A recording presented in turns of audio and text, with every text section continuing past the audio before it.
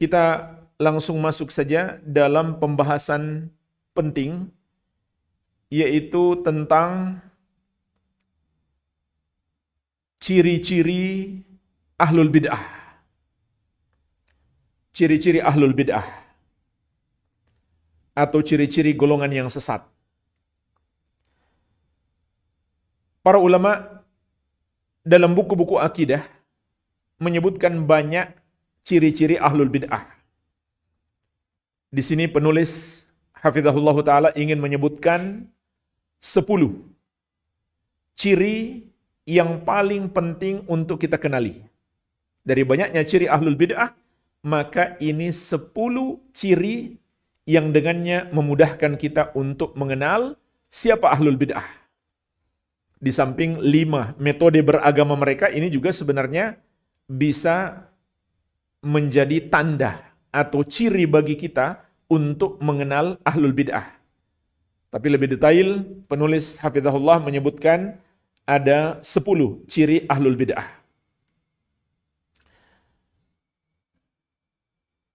Yang pertama adalah al-furqatul lati nabbahallahu 'alaiha fi qoulihi ta'ala. Perpecahan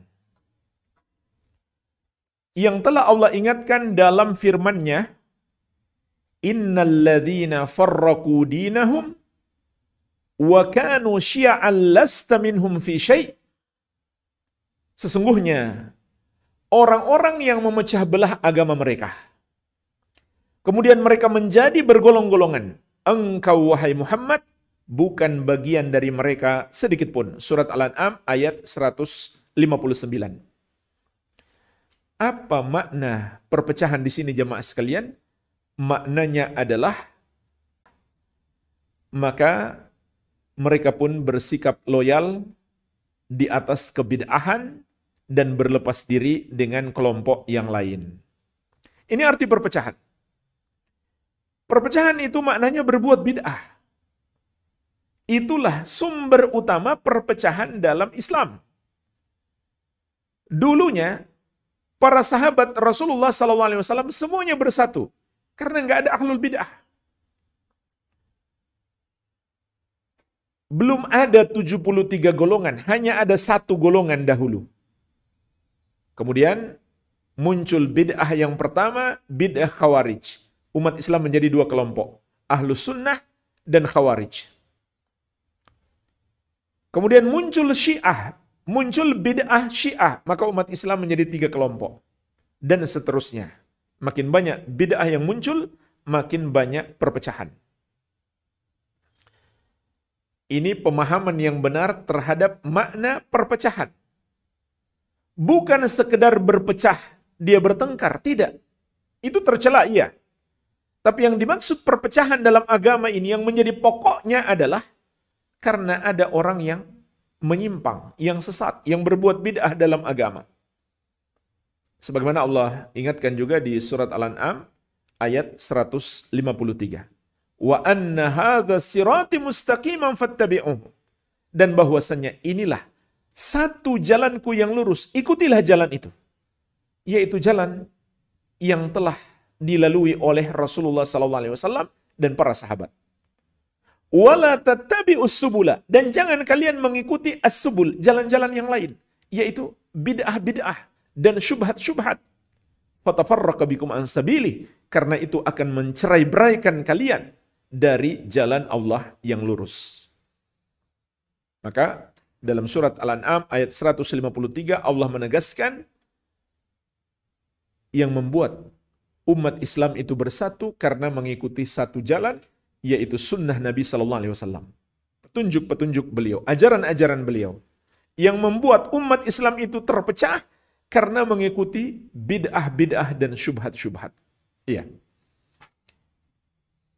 Ini ciri ahlul bid'ah yang pertama. Namanya juga ahlul bid'ah. Ciri utamanya adalah berbuat bid'ah. Dan bid'ah lawan daripada sunnah. Tapi anehnya banyak ahlul bid'ah nggak mau disebut ahlul bid'ah. Mengaku-ngaku aswaja, ASWJ, ahlus sunnah wal jamaah. tapi amalannya bertentangan dengan sunnah itu sendiri. Bukan mencontoh Nabi SAW, malah mereka buat-buat sendiri. Atau mereka wariskan dari nenek moyang mereka saja, atau kebiasaan masyarakat. Coba perhatikan kembali kata ahlus sunnati wal jamaah, disingkat aswaja. Ahlus sunnah, artinya pengikut sunnah. Sunnah siapa yang dimaksud? Sunnah nenek moyang kita? Adat istiadat bangsa kita? Kan tidak. Maksudnya adalah sunnah Nabi Muhammad SAW. Itu yang pantas disebut ahlus sunnah kalau mengikuti sunnah Nabi SAW. Gak ada gunanya mengaku-ngaku aswaja, bahkan mengklaim semua selain mereka bukan aswaja, bahkan sampai pada tingkat mengklaim hanya mereka pemegang kunci surga. Tapi ternyata amalannya justru bertentangan dengan sunnah itu sendiri. Mereka buat-buat sendiri alaihi wa ala alihi wasallam. Padahal beliau melarang perbuatan itu. Man amila amalan laisa alaihi amruna fahuwa raddun. Barang siapa melakukan satu amalan tidak ada padanya petunjuk dari kami, maka amalan tersebut tertolak. Kemudian ciri yang kedua, ini juga termasuk metode beragama mereka yang sangat berbahaya, yaitu ittiba'ul mutasyabih. Mengikuti yang mutasyabih, yang belum jelas, dan meninggalkan yang sudah jelas. Allah Azza wa Jalla mengingatkan dalam surat Ali Imran ayat ke-7 tentang sifat ini, فَأَمَّا الَّذِينَ فِي قُلُوبِهِمْ زَيْغٌ فَيَتَّبِعُونَ مَا تَشَابَهَ مِنْهُمُ ابْتِغَاءَ الْفِتْنَةِ وَابْتِغَاءَ تَأْوِيلِهِ. Adapun orang-orang yang di hati mereka ada penyakit kesesatan, maka yang belum jelas. Untuk apa? Untuk menyesatkan orang-orang yang belum paham dalil itu. Dan untuk membuat penakwilan tersendiri. Yaitu yang berbeda dengan penakwilan ahli sunnati wal jamaah, dengan pemahaman generasi sahabat radhiyallahu ta'ala anhum ajma'in. Mengikuti yang mutasyabih dan meninggalkan yang muhkam, yang sudah jelas. Seperti saya berikan contoh tadi, larangan berbuat bid'ah itu sudah sangat jelas, tapi mereka mencari dalil-dalil yang mutasyabih untuk membenarkan bid'ah mereka. Contoh lain jemaah sekalian, ayat-ayat dan hadis tentang keutamaan para wali Allah Subhanahu wa ta'ala. Itu kan sangat banyak. Ayat-ayat dan hadis yang berbicara tentang keutamaan para wali Allah Subhanahu wa ta'ala. Tapi ayat-ayat itu sama sekali tidak menunjukkan bolehnya kita berdoa kepada para wali ataupun kepada para nabi dan rasul. Ini contoh. Surat Ali Imran ayat 169. Allah Azza wa Jalla berfirman, وَلَا تَحْسَبَنَّ الَّذِينَ كُتِلُوا فِي سَبِيلِ اللَّهِ أَمْوَاتًا. Janganlah kamu mengira orang-orang yang mati di jalan Allah itu, orang-orang yang terbunuh di jalan Allah itu mati. Bal ahya'un 'inda rabbihim yurzakun. Bahkan mereka hidup di sisi Rabb mereka, diberi rezeki. Dalil ini menjelaskan tentang keutamaan wali Allah yang mati syahid. Bukan menjelaskan tentang bolehnya berdoa kepada mereka. Dalil yang melarang berdoa kepada selain Allah itu sangat banyak dan sangat jelas. Tapi yang jelas mereka tinggalkan, lalu mereka berpaling kepada yang tidak jelas penunjukannya, pendalilannya. Wala tad'u min dunillahi ma la yanfa'uka wa la yadurruk fa in fa'alta fa innaka idzam minadh dhalimin.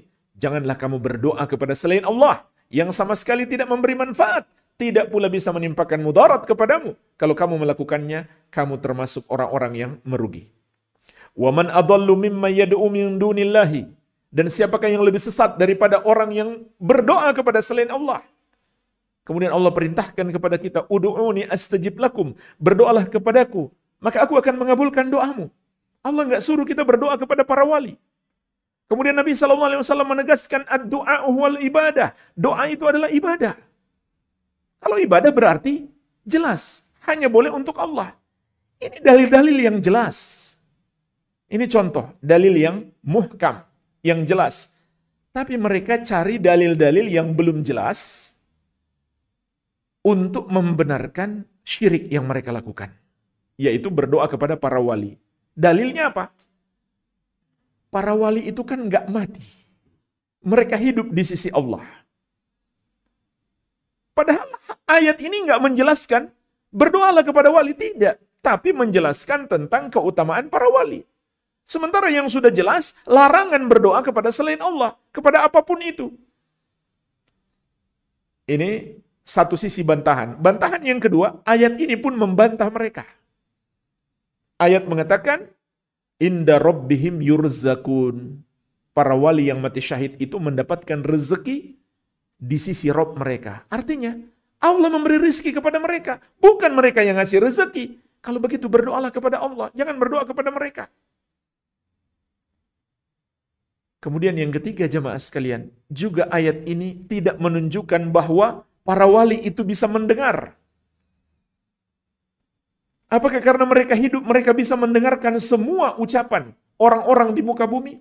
Tidak ada dalil, tidak ada sisi pendalilan yang ditunjukkan oleh ayat ini. Beda dengan Allah, Al-Hayyul Qayyum, yang maha hidup, yang maha berdiri sendiri serta terus-menerus mengurus makhluknya. Tentu dia As-Sami' Al-Alim, yang maha mendengar, lagi maha mengetahui. Jadi ini contoh, mereka menggunakan dalil-dalil yang mutasyabih dan meninggalkan yang muhkam. Iya. Begitu pula jawaban yang lain, jawaban yang keempat, terhadap dalil yang mereka gunakan, kita bisa tanyakan kepada mereka, apakah sahabat memahami berdasarkan ayat tersebut boleh berdoa kepada selain Allah? Tidak. Itu pemahaman baru. Itu pemahaman baru. Iya. Jadi ini ciri yang kedua, mengikuti yang mutasyabih. Contoh lain, satu contoh lagi jamaah sekalian. Ini juga syubhat liberal. Kan di dalam Al-Quran, Allah seringkali menggunakan kata kami. Inna nahnu nazzalna dzikra wa inna lahu lahafidhun. Contohnya firman Allah Azza wa Jalla, sesungguhnya kamilah yang menurunkan Al-Quran, kamilah yang akan menjaganya. Maka orang-orang liberal itu mereka akan ambil dalil-dalil seperti ini, lalu mereka mengatakan, kalau begitu Allah nggak satu saja dong, kan ada kata kami berarti banyak. Padahal, tidak ada dalam ayat tersebut penunjukan bahwa Allah itu banyak. Karena dalam bahasa Arab, kata kami tidak selalu bermakna banyak. Bahkan juga dalam bahasa kita, tidak selalu kata kami bermakna banyak. Kadang-kadang kita memberi sambutan, kita katakan kami berterima kasih. Padahal kita seorang diri. Atau kami datang ke sini, padahal kita seorang diri. Jadi enggak selalu kata kami itu bermakna banyak. Jadi belum jelas itu menunjukkan bahwa Allah itu banyak. Sementara dalil-dalil yang menunjukkan Allah itu esa, itu sangat jelas. Qul huwallahu ahad. Katakanlah Allah itu esa. Tapi mereka tinggalkan yang sudah jelas, lalu mereka ambil yang mutasyabih, yang belum jelas, untuk menyesatkan manusia. Baik, ini ciri ahlul bid'ah. Nah, di sini bisa juga kita cabangkan ciri yang lain, yaitu mereka menafsirkan tidak sesuai dengan pemahaman generasi salaf. Mereka dapatkan ayat-ayat dan hadis, mereka takwilkan sendiri untuk membenarkan bid'ah mereka dengan penakwilan yang tidak pernah dipahami seperti itu oleh ulama salaf. Ciri yang ketiga adalah ittiba'ul hawa, mengikuti hawa nafsu. Sebagaimana dalam surat Al-Imran ayat ke-7 Allah mengatakan, فَأَمَّا الَّذِينَ فِي قُلُوبِهِمْ زَيْغٌ. Adapun orang-orang yang di hati mereka ada penyakit kesesatan. Khadha ilahahu hawahu. Bagaimana tentang orang yang menjadikan hawa nafsunya sebagai Tuhannya? Artinya dia beragama, tidak mengikuti dalil, dia mengikuti apa saja selain dalil, dan selain pemahaman yang benar. Maka itu termasuk kategori hawa nafsu. Jadi mengikuti hawa nafsu yang dimaksudkan di sini adalah mengikuti apa saja selain dalil dan pemahaman yang benar terhadap dalil tersebut. Maka oleh karena itu ahlul bid'ah juga disebut ahlul ahwa, para pengikut hawa nafsu. Yang keempat, mu'aradatus sunnah bil Quran, menolak sunnah dengan Al-Quran. Ini ciri-ciri ahlul bid'ah, mempertentangkan antara satu dalil dengan dalil yang lain. Apakah antara Al-Quran dengan Al-Quran, ayat dengan ayat, ataukah ayat dengan hadis, ataukah hadis dengan hadis. Padahal Allah Azza wa Jalla menegaskan, walau kana min indi ghairillahi lawajadu fihi ikhtilafan katsira. Seandainya Al-Quran itu bukan berasal dari Allah atau berasal dari selain Allah, niscaya mereka akan dapatkan di dalamnya pertentangan yang banyak. Maka dalam Al-Quran dan hadis, kalau hadis itu sahih, tidak ada pertentangan antara satu dengan yang lainnya. Antara Al-Quran dengan Al-Quran, antara Al-Quran dengan hadis, dan antara hadis sahih dengan hadis sahih, tidak mungkin ada pertentangan. Kalau kita merasa ada yang bertentangan, maka itu bermakna kitanya belum paham. Karena semua datang dari Allah. Bukan hanya Al-Quran, hadis juga wahyu Allah. Ala inni utitul Quran wa mithlahu ma'ahu. Kata Nabi SAW, ketahuilah aku diberikan Al-Quran dan yang semisal itu bersamanya. Yaitu hadis. Jadi nggak mungkin Al-Quran dan Sunnah bertentangan. Nah ini biasa dilakukan oleh orang-orang Khawarij. Hadis-hadis perintah Nabi SAW untuk menaati pemerintah, walaupun zalim, walaupun tidak berhukum dengan syariat, mereka katakan itu hadis bertentangan dengan Al-Quran. Karena Al-Qurannya mereka takwil sendiri. Tidak mengikuti pemahaman salaf. Ini ciri ahlul bid'ah. Suka mempertentangkan apakah satu ayat dengan ayat yang lain, atau satu ayat dengan hadis yang sahih, atau hadis sahih dengan hadis sahih yang lain. Ciri yang kelima adalah bugdu ahlil athar.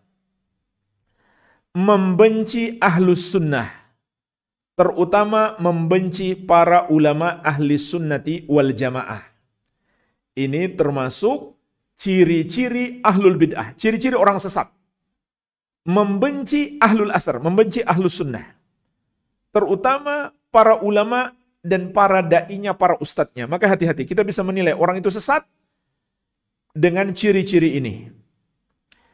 Sebagaimana dikatakan oleh para salaf dahulu. Al-Imam Al-Auza'i rahimahullahu ta'ala pernah mengatakan, laisa min sahibi bid'atin tuhaddithuhu an Rasulillah sallallahu alaihi wasallam bi khilafi bid'atihi bi hadithin illa abghadal hadith. Tidaklah pelaku bid'ah itu engkau sampaikan kepadanya satu hadis Rasulullah sallallahu alaihi wasallam yang hadis itu menyelisihi bid'ahnya, kecuali dia akan membenci hadis itu, kemudian dia akan membenci orang yang membawa hadis itu. Na'udzubillah. Al-Imam Ahmad bin Sinan Al-Qattan rahimahullahu ta'ala juga mengatakan, laisa fid dunya mubtadi'un illa wa huwa yubghidu ahlal hadith. Tidaklah di dunia ini ada seorang ahlul bid'ah kecuali dia membenci ahlul hadith. Fa idza ibtada'a ar-rajul nuzi'a halawatul hadith min qalbihi. Maka apabila seseorang telah berbuat bid'ah, diangkatlah manisnya hadis dari hatinya. Dihilangkan oleh Allah manisnya hadis dari hatinya. Al-Imam Abu Nasr bin Salam Al-Faqih rahimahullahu ta'ala juga pernah mengatakan, laisa syai'un athqala ala ahlil laisa syai'un athqala ala ahlil laisa syai'un athqala ala ahlil ilhadi wala abghadu ilaihim min sima'il hadith wa riwayatihi bi isnadihi. Tidak ada sesuatu yang lebih berat atas orang-orang yang menyimpang dan lebih dibenci oleh mereka daripada mendengar hadis dan periwayatan hadis dengan sanadnya. Maka mereka pun membenci orang-orang yang menyampaikan dan meriwayatkan hadis tersebut. Jadi jangan heran, itu sudah merupakan ciri-ciri ahlul bid'ah. Membenci para pembawa hadis Nabi Sallallahu Alaihi Wasallam. Ciri yang keenam adalah itlaqul alqabi sayyi'ah ala ahli sunnah. Memberi penamaan-penamaan buruk kepada ahlu sunnah. Nah, ini ciri yang lain yang saat ini mudah kita kenali. Dengannya kita mudah mengenali golongan ahlul bid'ah, yaitu suka memberi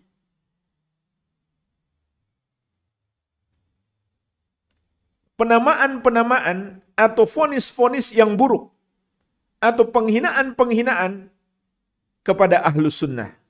Sebagaimana dikatakan juga oleh Al-Imam Yahya bin Ma'in rahimahullahu ta'ala. Alamatu ahlul bid'ah al-waqi'atu ala ahlil athar.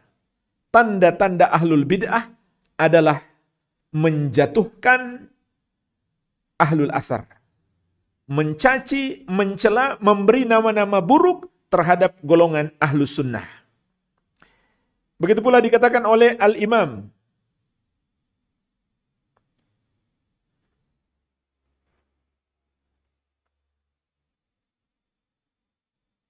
Abu Hatim Ar-Razi rahimahullahu ta'ala. Alamatu ahlil bid'ah al-waqi'atu ala ahlil athar. Tanda ahlul bid'ah itu adalah merendahkan, menghina, mencaci maki, dan memberi penamaan-penamaan yang buruk terhadap ahlul athar, terhadap ahlus sunnah, terhadap orang-orang yang menyampaikan ayat-ayat dan hadis Nabi Sallallahu Alaihi Wasallam. Kemudian beliau memberikan sedikit perincian yang terjadi di masa beliau. Dan ternyata sampai hari ini masih mirip.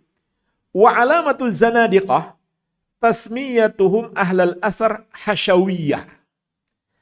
Tanda-tanda zanadiqah, orang-orang yang mengaku muslim tapi memiliki perilaku munafik. Membenci syariat, membenci orang-orang yang mengamalkan syariat. Maka tanda-tanda mereka adalah menamakan pengikut Al-Quran dan hadis itu sebagai hasyawiyah. Artinya orang-orang pinggiran. Kenapa? Yuriduna bidzalika ibtalal athar. Mereka inginkan untuk membatilkan Al-Quran dan hadis. Jadi Al-Quran dan hadis menurut mereka itu sudah nggak cocok lagi. Menurut mereka pemikiran merekalah yang harus dihargai. Budaya mereka yang harus dihormati, bukan Al-Quran dan hadis. Wa alamatul qadariyah tasmiyatuhum ahlas sunnah mujbirah. Adapun tanda-tanda qadariyah, golongan pengingkar takdir, penamaan mereka terhadap ahlus sunnah sebagai aliran Jabriyah. Jadi mereka anggap ahlus sunnah itu seperti Jabriyah, padahal tidak. Jabriyah itu memang sesat, tapi ahlus sunnah enggak seperti mereka. Yaitu mereka mengatakan manusia tidak punya pilihan sama sekali. Dia dipaksa oleh Allah untuk taat atau untuk maksiat, dia dipaksa oleh Allah. Tentu ini batil. Wa alamatul jahmiyah tasmiyatuhum ahlas sunnah musyabbihah. Nah ini hari ini banyak sekali. Tanda-tanda golongan Jahmiyah. Bongkar sifat-sifat Allah dan berbagai macam bid'ah yang lain. Mereka menamakan ahlus sunnah sebagai musyabbihah. Orang yang menyerupakan Allah dengan makhluk. Padahal ahlus sunnah enggak seperti itu. Ahlus sunnah mengimani sifat-sifat Allah tapi tidak menyamakan dengan makhluk. Namun mereka memaksakan pendapat mereka.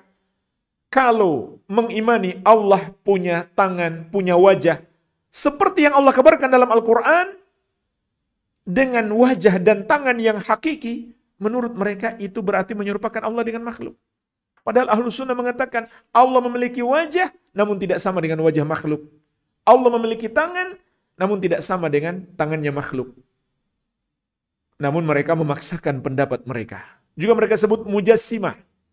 Di zaman sekarang, sama yang mereka maksud adalah musyabbihah. Padahal Ahlus Sunnah tidak seperti itu. Iya.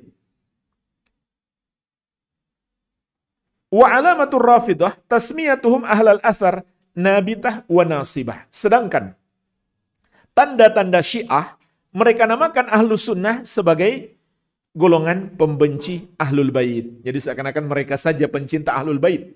Selain mereka dianggap pembenci Ahlul Bait. Ini juga sebuah kedustaan. Baik, ini ciri yang keenam.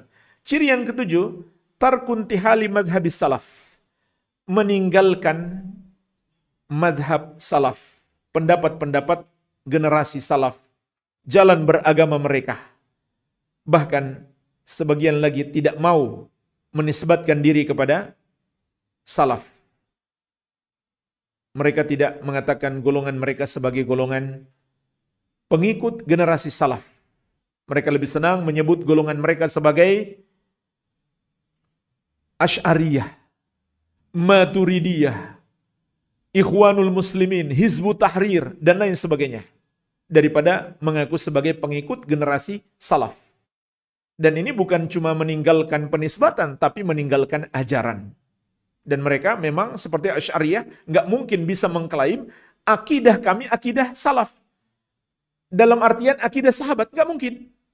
Karena akidah mereka mentakwil sifat-sifat Allah, nggak ada contoh dari seorang sahabat pun. Jadi memang tepat kalau mereka sebut akidah Asy'ariyah, atau juga bisa disebut Mu'tazilah, atau bisa disebut Jahmiyah. Karena hakikatnya Asy'ariyah itu mengadopsi dari pemikiran Mu'tazilah, dan Mu'tazilah dari Jahmiyah. Ciri yang ke-8, takfiru mukhalifihim bighairi dalilin. Mengkafirkan orang-orang yang menyelisihi mereka tanpa dalil. Ini juga dilakukan oleh banyak orang-orang Asy'ariyah. Mengkafirkan yang menyelisihi mereka. Begitu pula dilakukan oleh Khawarij. Mengkafirkan para pelaku dosa besar. Termasuk mengkafirkan pemerintah. Ini ciri-ciri ahlul bid'ah. Mengkafirkan secara serampangan. Yang ke-9, al-ijmal fi mawadi' tahtaju ila tafsilin wa bayanin. Berbicara secara global dalam keadaan membutuhkan perincian dan penjelasan. Ini banyak sekali contoh. Mungkin di kesempatan lain kita contohkan. Intinya mereka mencari dalil-dalil yang global untuk membenarkan kesesatan mereka, padahal perbuatan mereka itu kalau dirinci adalah sesat. Kalau dirinci adalah sesat. Iya. Kemudian yang ke-10, wal qiyas ala ma la yasihul qiyas alaihi.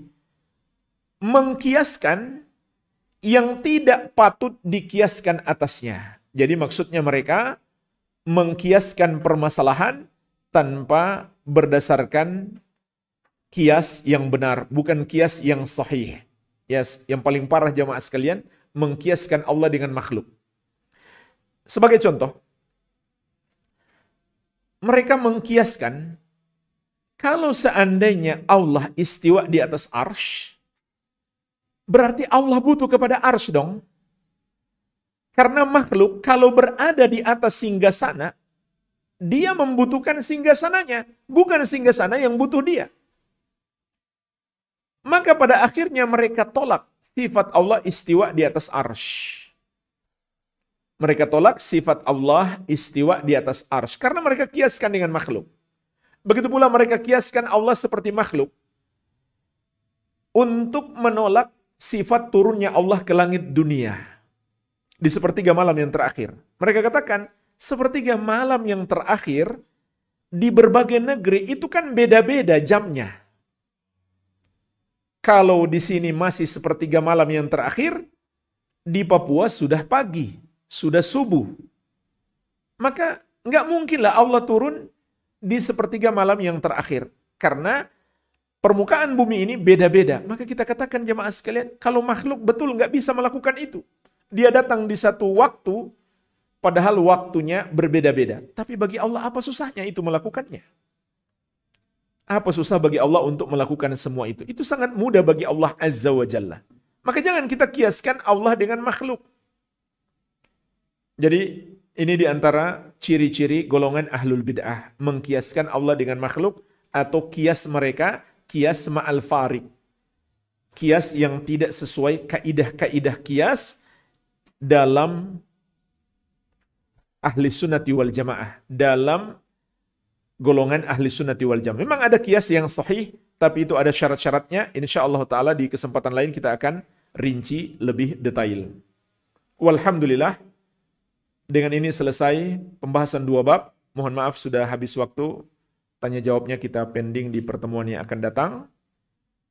Lebih dan kurangnya juga saya mohon maaf. Wabillahi taufik. Subhanakallahumma wabihamdik. Asyhadu an la ilaha illa anta. Astaghfiruka wa atubu ilaik. Wa sallallahu ala nabiyyina Muhammadin wa alihi wasallam. Wa akhiru da'wana anil hamdulillahi rabbil alamin. Wassalamualaikum warahmatullahi wabarakatuh.